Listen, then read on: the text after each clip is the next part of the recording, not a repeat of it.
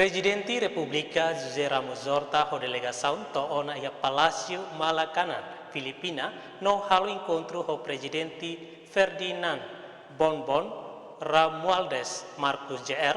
ho didiskuti kooperação bilateral Rairua.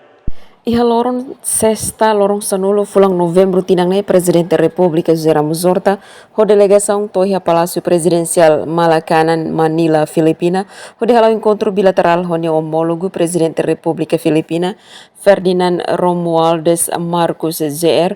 o satu hameting kooperação bilateral Rairua iha futuro.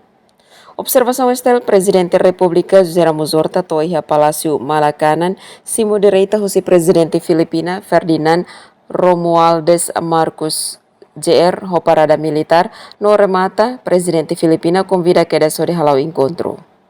Iha encontro ne acompanha o Ministro Negócio Estrangeiro no Cooperação Bendito dos Santos Freitas, Embaixador Filipina ba Timor-Leste Belinda Mariano Ante, Vice-Chefe Estado-Maior Calistro Santos Coliati José Lutan.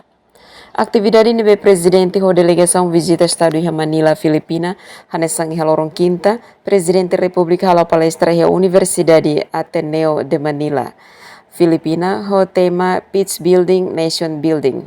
Remata Presidente República José Ramos Horta ho delegação visita sede EDB. Husi Manila, Filipina, Emerenciana Pinto, STL News.